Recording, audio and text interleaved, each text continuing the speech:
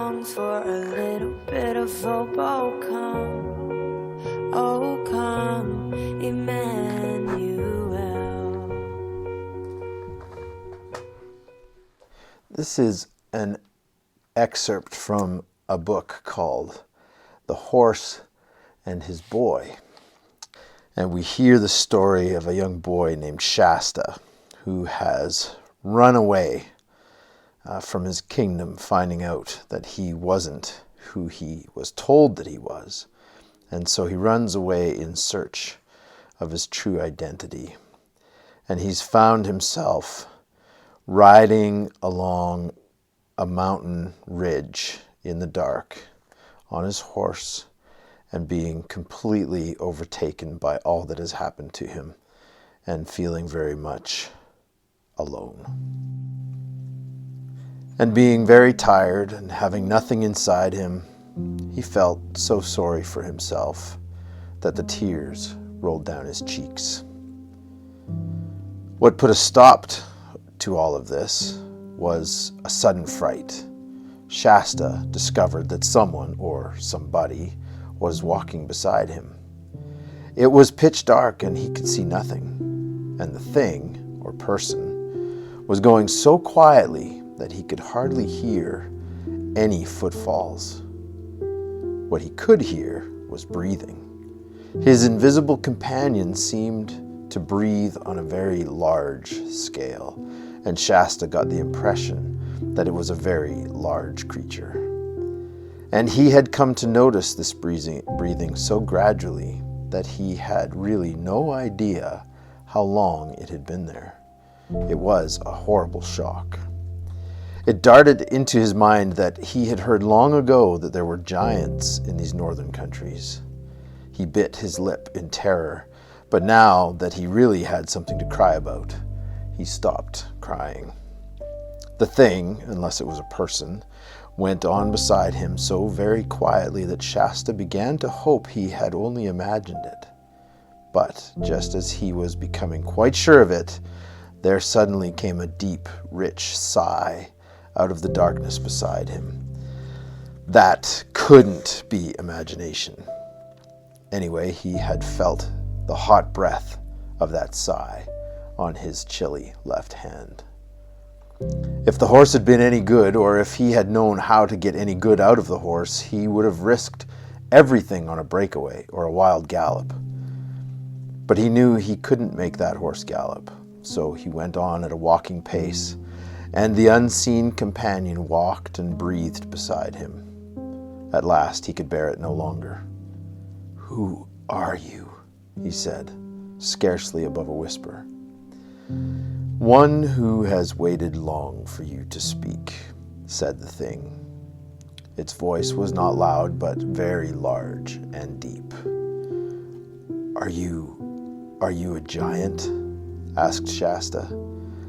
"You might call me a giant," said the large voice, "but I am not like the creatures you call giants." "I can't see you at all," said Shasta, after staring very hard. Then, for an even more terrible idea had come into his head, he said, almost in a scream, "You're not something dead, are you? Oh, please do go away. What harm have I ever done you? Oh, I am the unluckiest person in the whole world." Once more he felt the warm breath of the thing on his hand and face. "There," it said, "that is not the breath of a ghost. Tell me your sorrows." Shasta was a little reassured by the breath. So he told how he had never known his real father or mother, and had been brought up sternly by the fishermen. And then he told the story of his escape, and how they were chased by lions and forced to swim for their lives, and of all their dangers in Tashbaan, and about all his nights among the tombs, and how the beasts howled at him out of the desert. And he told about the heat and the thirst of their desert journey, and how they were almost at their goal when another lion chased them and wounded Aravis, and also how very long it was since he had anything to eat. I do not call you unfortunate, said the large voice. Don't you think it was bad luck to meet so many lions? Said Shasta. There was only one lion, said the voice. What on earth do you mean? I've just told you there were at least 2 the first night, and there was only one, but he was swift of foot. How do you know? I was the lion. And as Shasta gaped with open mouth and said nothing, the voice continued. I was the lion who forced you to join with Erebus. I was the cat who comforted you among the houses of the dead. I was the lion who drove the jackals from you while you slept. I was the lion who gave the horses new strength of fear for the last mile so that you should reach King Loon in time. And I was the lion you do not remember, who pushed you in the boat in which you lay, a child near death, so that it came to shore where a man sat, wakeful at midnight, to receive you. Who are you? Asked Shasta.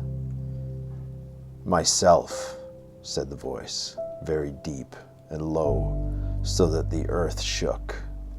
And again, myself, loud and clear. And then the third time, myself, whispered so softly you could hardly hear it. And yet it seemed to come from all round you, as if the leaves rustled with it. And this is the promise, the second promise of Advent, that we are never going to be alone. That God has promised himself to us, and that the word, the name Emmanuel, means God is with us.